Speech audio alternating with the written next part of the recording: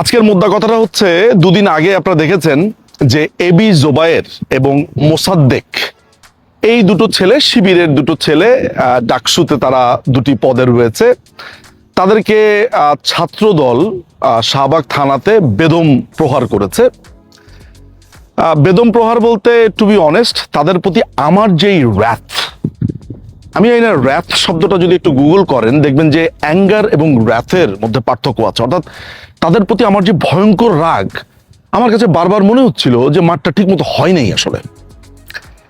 আমার মতো একজন মানুষ, পড়াশোনা করেছি ওয়েস্টে দীর্ঘ সময়, আজকে 23 বছর পশ্চিমা দেশে থাকি। এই অস্ট্রেলিয়াতে আমার বারেট ল হয়েছে, আমি এখান থেকে প্রথম উকিল হয়েছি এখান থেকে। নিউজিল্যান্ড, ইংল্যান্ডে আমি কাজ করেছি আইনজীবী হিসেবে। এই যে সারা পৃথিবীতে ঘুরে বেড়ানো, পড়াশোনা করা, তাহলে কি শিখলাম যদি আমি বলি যে এদের মারটা ভালোই হয়েছে? দেখেন, সিচুয়েশনটা এমন জায়গাতে নিয়ে গেছে যে আমি আমার নিজেকে খুব মানবিক একজন মানুষ মনে করি। রাগ হয়, কিন্তু কারো গায়ে হাত দেওয়া, পেটানো, আঘাত করা, এগুলো আমার খুবই অপছন্দের একটা ব্যাপার। বলি, অনেক সময় রাগে বলি, কিন্তু আমি আসলে মন থেকে এই জিনিসগুলো আমার অপছন্দের। কিন্তু এই দুটো ছেলেকে যখন মারলো, খুব খুশি হয়েছি। শুধু আমি খুশি হয়েছি যে ব্যাপারটা একেবারেই এমন তা না, আমি দেখলাম যে পুরো ফেসবুক জুড়ে এদেরকে মার খেতে দেখে মানুষ আলহামদুলিল্লাহ বলেছে, মানুষ কি যে প্রচন্ড খুশি হয়েছে। এবং ছাত্রদল, আমি জানি না যে ছাত্রদল ভবিষ্যতে কি করবে, ছাত্রদল আসলে পারফরমেন্স কেমন হবে, কিন্তু ছাত্রদল যেই পরিমাণ দোয়া সাধারণ মানুষের কাছ থেকে পেয়েছে, আমার কাছে অবিস্মরণীয় মনে হয়েছে। এই যে ছেলেগুলো যে দেখলাম আজকে, এবি জোবায়ের, সেই ছেলেটি আজকে বলছে আমাকে উপর্যুপুরি মেরেছে, কারে থাপ্পড় দিয়েছে, মুখে ঘুষি মেরেছে।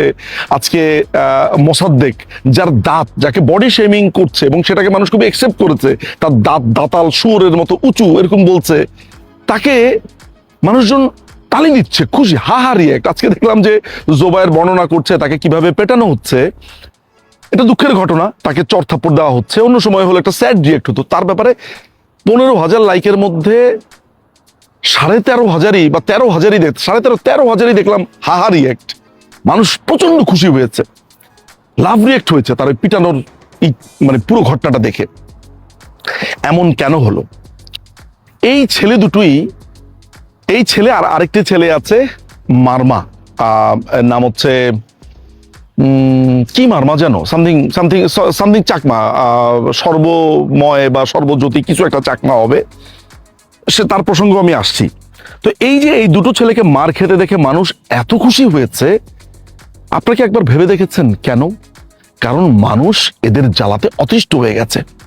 ঢাকা ইউনিভার্সিটির একজন সম্মানিত শিক্ষক জামাল সাহেব এবং আরেকজন ইয়াং টিচার, আমি নামটা জানি না, আমি জাস্ট ভিডিওটা দেখলাম, এদের দুজনকে ঘাড়ের মধ্যে ধাক্কা দিয়েছে। আমরা যখন স্কুলে পড়াশোনা করেছি, আমরা কিন্তু জানতাম আমাদের অমুক শিক্ষক বিএনপি করে, কিন্তু আমি রেসিডেন্সিয়ালে পড়েছি, আমাদের এখানে রাজনীতি অ্যালাউড ছিল না, কিন্তু আমরা কিন্তু বুঝতাম, আমাদের কাছে খবর থাকতো যে অমুক টিচার তো জামাত ঘেঁষা, অমুক টিচার তো বিএনপি ঘেঁষা, হালকা আমাদের ধারণা থাকতো। কিন্তু সে জামাত হোক আর বিএনপি হোক, টিচার মানে টিচার। এখনো যখন দেখা হয়, পা ধরে সবার আগে সালাম। রেসিডেন্সিয়ালে যখনই যাই, যেই টিচার সামনে পড়বে, আমাদের টিচার, তাদের অনেকেই আছেন এখন ভাইস প্রিন্সিপাল, প্রিন্সিপাল হয়েছে, দেখার সাথে সাথে পায়ে হাত, কারণ ওনারা আমাদেরকে এরকম ভাবে শিখিয়েছেন, মানুষ করেছেন। আর এখন টিচারদেরকে তারা, এই ছেলেটা কি করলো, ঘাড়ে ধাক্কা দিয়েছে। বাংলাদেশিদের কিন্তু একটা ইন্টারেস্টিং ব্যাপার আছে, তারা মনে রাখে। অনেকে মনে করছে তখন হয়েছে, এত পাবলিক নামলো না কেন, প্রতিবাদ করলো না কেন? বাংলাদেশের মানুষ কিন্তু এগুলো অল্প অল্প অল্প করে তার স্মৃতিতে মনে রাখে, এবং এদেরকে প্যাদানো দেওয়ার পরে সবাই খুশি। মানে ছাত্রদল এখন যদি কোন একটা ইলেকশন করে, আমার মনে হয় ছাত্রদল কয়েক লক্ষ কোটি ভোট পেয়ে যাবে সারা বাংলাদেশে। মানুষ এত খুশি এই দুটাকে প্যাদানো দেওয়ার কারণে। কিন্তু এটার জন্য কিন্তু I am not proud of it. Proud of it হচ্ছে এই মারামারি কাটাকাটিতে আমি যে খুব খুশি, উদ্বেলিত না, কিন্তু সিচুয়েশনটা ওরা বাধ্য করেছে আমাকে খুশি হওয়ার জন্য। আপনি দেখেন, ইরানের বিপ্লব হয়েছে, আপনি দেখেছেন যে ইরান শুধু ইরানের বিপ্লব কেন, আপনার পৃথিবীর অন্যান্য দেশে বিপ্লব হয়েছে। বিপ্লবের পরে বা একটা বড় ধরনের গণবিস্ফোরণ, এগুলোর পরে কখনো খেয়াল করবেন না যে যাদের বিরুদ্ধে কোনো আন্দোলন হয়েছে বা কিছু হয়েছে সেখানে বলছে আগেই ভালো ছিলাম। কিন্তু বাংলাদেশের মানুষ কিন্তু এই বাংলাদেশে যা হয়েছে এটিকে তারা গণবিস্ফোরণও মনে করে নাই, গণবিপ্লবও মনে করে নাই, বিপ্লবও মনে করে নাই। একটা অদ্ভুত ব্যাপার, অথচ এরা বলে বেড়াচ্ছে এটা একটা বিপ্লব করেছে, অভ্যুত্থান করেছেন, ব্লা ব্লা ব্লা। বাংলাদেশের মানুষ শুরুর কিছুদিনের মধ্যেই মনে করে এরা একটা চোর, এটা একটা জঙ্গি আক্রমণ হয়েছে, এরা গণভবনের কমর চুরি করেছে, জুতা মুরগি চুরি করেছে, 80 ঊর্ধ্ব ভদ্র মহিলার কাপড় চোপড় নিয়ে তারা নোংরামো করেছে। মানুষ এগুলো দেখে কিন্তু তার মগজের ভেতরে স্টোর করে ফেলেছে এবং মানুষজন মনে মনে না প্রকাশ্যেই বলা শুরু করেছিল আগেই ভালো ছিলাম, আগেই ভালো ছিলাম। পৃথিবীর কোথায় কবে শুনেছেন যে এই ধরনের একটা ঘটনার পরে মানুষ বলে আগেই ভালো ছিলাম? মাননীয় প্রধানমন্ত্রীকে নানানভাবে বলা হতো যে মাননীয় প্রধানমন্ত্রী খালি ইউনূসের কথা বলে, ইউনূসের কথা বলে, অনেকে নানা ধরনের কথা কমেন্ট পাস করতো। আর এখন কি বলছে যে এই শয়তানটাকে, এই বাটপারটাকে মাননীয় প্রধানমন্ত্রী শেখ হাসিনা তিনিই সবার আগে লোকেট করতে পেরেছেন, তার প্রশংসায় এখন সবাই পঞ্চমুখ। আমাদের দেশে তেল নাই, সার নাই, কৃষক মানে মারা যাচ্ছে, ইলেকট্রিসিটি নাই, মানুষজন ঘন্টায় ঘন্টায় বলছে শেখ হাসিনা, শেখ হাসিনা। মুসলিম লীগ করে মহসিন রশিদ, যিনি মুসলিম লীগের একেবারে অল্প একটা অংশ, মুসলিম লীগের অ্যাডভোকেট মহসিন সাহেব, তিনি প্রশংসায় পঞ্চমুখ মাননীয় প্রধানমন্ত্রী শেখ হাসিনার। মানুষজন বলছে, কেউ লুকিয়ে বলছে, কেউ প্রকাশ্যে বলছে, বৃদ্ধরা, যুবকরা রাস্তায় নামার মতো হয়তো বা তাদের এখন ওই সাহসটা করে উঠতে পারেনি, কিন্তু খেয়াল করে দেখেছেন সবাই এগুলো বলছে। আমি এই ভিডিওটা এই কারণে করছি যে মানুষ সত্যটা জানা শুরু করেছে। আপনারা দেখেছেন যে এই মেটিকুলাস ডিজাইনে কে কি করেছে না করেছে, আমেরিকা কি করেছে। সবচাইতে বড় স্ট্রাইকিং পয়েন্ট সাধারণ মানুষের কাছে এসে পৌঁছেছে দুটো ব্যাপার। একটা হয়েছে যে বন্দরগুলো দিয়ে দিয়েছে আমেরিকার তত্ত্বাবধানে কয়েকটা ডেনমার্ক, ওগুলো তো ছদ্মনাম ডেনমার্কের কাছে, মানুষজন এটা বুঝতে পেরেছে যে বন্দরগুলো 30-33 বছরের জন্য দিয়ে দিয়েছে। আরেকটা ভয়ঙ্কর কাজ যেখানে মানুষ হাই হাই করছে, সেটা হচ্ছে আমেরিকার সাথে বাণিজ্য চুক্তি। আমি এই বাণিজ্য চুক্তি নিয়ে এর আগে ভিডিও বানিয়েছি, কথা দিচ্ছি আরো একটা ভিডিও বানাবো, আরো ডিটেলস, আরো সচিত্র। কিন্তু সেই বাণিজ্য চুক্তিটার কয়েকটা পয়েন্ট আপনাদেরকে আবার মনে করিয়ে দেই। এই বাণিজ্য চুক্তিতে আমরা কাদের সাথে কাস্টমসের আদান প্রদান করি, কাস্টমসের তথ্য, আমরা কাকে কত টাকা আমাদেরকে ট্যাক্স দেয়, কি পণ্য আমরা আনি, এগুলো সমস্ত কিছু আমেরিকাকে দিতে হবে, সমস্ত তথ্য। হালাল হারাম মাংস ওরা ইচ্ছা মতো শুকুরের মাংস আনবে, গরুর মাংস আনবে। বাংলাদেশ গরুর মাংস আনবে সেই 7 সমুদ্র 13 নদী থেকে, আমেরিকা থেকে। গাড়ির খুচরা যন্ত্রাংশ, ভাই আমেরিকার গাড়ির কি খুচরা যন্ত্রাংশ আছে যেটা আমদানি করতে হবে? চায়না থেকে আমরা বোট কিনতে পারবো না, আমরা টেলিকমিউনিকেশন দ্রব্য কিনতে পারবো না, রাশিয়া থেকে আমরা তেল কিনতে পারবো না, ডিজেল কিনতে পারবো না, আমরা কারো থেকে কিচ্ছু কিনতে পারবো না। আমাদের কৃষিজাত পণ্য কিনতে হবে প্রায় $4 বিলিয়ন, 15টা বোয়িং কিনতে হবে। আমি না হয় আমাকে ধরেন আওয়ামী লীগ বললেন, আপনাদের ভাষাতে ধূসর, ফ্যাসিস্টের ধূসর গালি দিলেন, ইচ্ছা মতো আপনারা আমাকে ধুমা গালি দিলেন, ডাজন্ট রিয়েলি ম্যাটার রে ভাই, আপনি তো শেষ। আমেরিকার এই চুক্তিটা ইংরেজিতে চ্যাট জিপিটি দিয়ে একটু বাংলা করে যদি দেখেন, দেখবেন আপনি শেষ। ওই বাংলা সিনেমার একটা দেখেছিলাম না, ওস্তাদ হোং মাং সাং, এই হোং মাং সাং হয়েছে আপনাদের। আসলেই আপনাদের মানে শুনতে খারাপ শোনা গেলেও আপনারা আসলে শেষ। এই বাণিজ্য চুক্তিটা আমাদেরকে 30 বছর পালন করতে হবে। এটার একটা কুলিং অফ পিরিয়ড ছিল, উইদিন 60 ডেজ অর 60 ডেজের ভেতরে, অর্থাৎ 2 মাসের মধ্যে এটাকে আমরা ক্যান্সেল করতে পারতাম। তাহলে 9 ফেব্রুয়ারি যদি এই চুক্তিটা স্বাক্ষরিত হয়, 9 ফেব্রুয়ারি থেকে 9 মার্চ, 9 মার্চ থেকে 9 এপ্রিল, অর্থাৎ বিএনপি সরকার এটাকে ক্যান্সেল করতে পারতো, করে নাই। ইউনূস এবং বিএনপি দুটা মিলে ঝিলে, এবং শফিকুর রহমান জামাতের বলছে, এখন বলছে আমরা তো জানতামই না, অথচ তাদের ওয়েবসাইটে পরিষ্কার করে আমি লেখা দেখেছি যে তারা এটা ফুল ফ্লেজে এই কন্ট্রাক্টটাকে তারা নিবে যদি তারা ক্ষমতাতে যায়। সমস্ত প্রতারণা হয়েছে আপনার সাথে, আপনার সন্তানের সাথে, এই তরুণ সমাজ তোমাদের সাথে। তোমরা এখন আমার এই কথাটা শুনে মনে করছো না আরে উনি তো আওয়ামী লীগ করে, উনি তো আওয়ামী লীগের নেতা, উনি তো আওয়ামী লীগের হ্যান ত্যান, উনি তো বলবেই। কিন্তু আমি তোমাকে যা বলছি এমন তো না যে আমি ফাঁকা আওয়াজ করছি, ফাঁকা আওয়াজ না। তুমি ভালো করে কন্ট্রাক্টটা পড়ো, দেখো, এবং তখন বলো যে তোমাকে আসলে কি করেছে।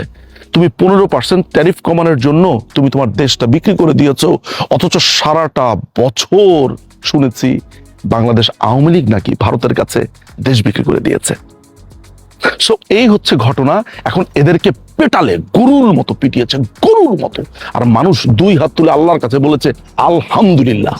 এই হচ্ছে এদের শাস্তি। আর আমরা তো এখনো ফিল্ডে নামিই নাই। ধরে নেওয়া হয় যে ভারতে এই পর্যন্ত যতবার পাকিস্তানের তরফ থেকে সন্ত্রাসী হামলা হয়েছে এবং অন্যান্য ক্ষেত্রে নানান ধরনের সমস্যার সম্মুখীন হতে হয়েছে, এই হামলাটি ছিল অন্যতম সিগনিফিক্যান্ট। এবং আপনারা নিশ্চয় এটাও মনে করতে পারেন যে এই হামলার পরে, অর্থাৎ গত বছরের এপ্রিলের এই ভয়াবহ পাকিস্তানের এই সন্ত্রাসী হামলার পর ভারত অপারেশন সিন্দুর চালু করে বা সেটার অপারেশনটা শুরু করে। আমার এখনো মনে আছে যে 7 মে এই অপারেশনটা হয়, কারণ সেই সময়টা আমার মনে আছে আমরা খুবই আতঙ্কিত ছিলাম। আমি ফ্লাইটে ছিলাম, আমরা ফ্লাইটে যারা ছিলাম সেদিন সবাই খুব আতঙ্কিত ছিলাম। যাই হোক, 1 বছর সেই অপারেশন সিন্দুর বলেন, সেই ভয়ঙ্কর জঙ্গি হামলা বলেন, সেটা চলে গেছে।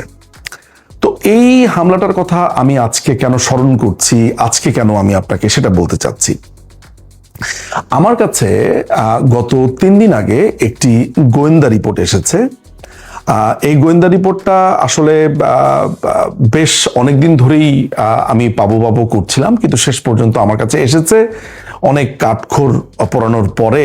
সেটা হচ্ছে যে আপনারা জানেন যে এই দখলদার বাহিনীর অন্যতম প্রধান ইউনুস যখন আপনার 5ই অগাস্টের পরে যখন 8ই অগাস্ট সে ক্ষমতা দখল করলো, এবং যে সে ক্ষমতা দখল করে সে যখন তার এই জঙ্গি হামলাকে বিস্তৃত করলো, সেই সময়টাতে বাংলাদেশে লস্করি তৈয়বার এক ধরনের ব্রিডিং কিংবা বলতে পারেন যে এক মহা উৎসব সেখানে হয়ে গিয়েছিল। তো সেই সময়ে লস্করি তৈয়বা বাংলাদেশের পুরো দেশটা জুড়ে যেসব জায়গাতে তারা অপারেশন চালাতে চেয়েছিল, যেসব জায়গায় তারা ঘাঁটি করতে চেয়েছিল, অস্ত্র আমদানি করতে চেয়েছিল, তাদের লোকজনদেরকে সেখানে এনে রেখেছিল নানান ধরনের উদ্দেশ্য নিয়ে, সেটা আমি বলছি। সেটার একটা রিপোর্ট আমার কাছে এসেছে। তো আমার কাছে মনে হয়েছে যে সেটার একটা সিনোপসিস সাধারণ মানুষকে দেওয়া প্রয়োজন। ওই রিপোর্টটাতে আমি যা দেখতে পাই সেটার কিছু সামারি আমি করেছি। বাট আগে এটা জেনে রাখেন যে ভারত যখন 7ই মেতে এই পাকিস্তানের জঙ্গিদের উপরে আক্রমণ করে, যে আপনারা নিশ্চয়ই জানেন যে তৎকালীন পাকিস্তানের যে সেনাপ্রধান আসিম মনির প্রকাশ্যে বলেছে যে এই আক্রমণে তাদের মদত রয়েছে এবং লস্করি তৈয়বা যে পাকিস্তানের স্টেট ফান্ডেড একটি সন্ত্রাসী গোষ্ঠী এবং দ্য রেজিস্ট্যান্স ফ্রন্ট TRF যাদেরকে বলা হয়, যারা এই অ্যাটাকটা করেছে বলে দুইবার তারা নিজেরা সেটার ঘোষণা দিয়েছে, এদেরই প্রায় 5 জন সন্ত্রাসীকে ভারত সেই সময় হত্যা করে তাদের অপারেশনের মাধ্যমে। তাদের মধ্যে রয়েছে মুদাসসির খাদিয়ান খাস ওরফে আবু জুন্দাল, নামগুলো খুবই অদ্ভুত, হাফিজ মোহাম্মদ জামিল, মোহাম্মদ ইউসুফ আজহার, খালিদ আবু আকাসা, মোহাম্মদ হাসান খান।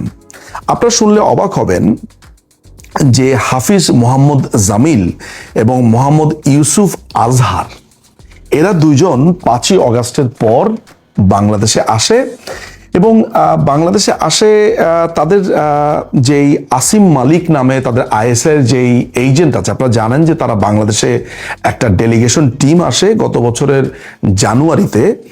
রিপোর্ট বলছে যে ভারতের আক্রমণে যেই লস্করি তৈয়বার যেই 2 জন সন্ত্রাসী মৃত্যুবরণ করে, সেই 2 জন বাংলাদেশের সাতক্ষীরাতে তারা এসে সেই জায়গাটাকে তারা রেকি করে, অর্থাৎ ভারতের সীমান্তবর্তী অঞ্চলগুলোতে, বিশেষ করে পঞ্চগড়, তেঁতুলিয়া, রংপুর, আপনার যে বাংলাবান্ধা, সাতক্ষীরা, আরেকটা ব্রাহ্মণবাড়িয়া এবং নারায়ণগঞ্জে তারা বেশ ভালো রকমের চেষ্টা করে যে এইখানে এক ধরনের ঘাঁটি তৈরি করবার জন্য।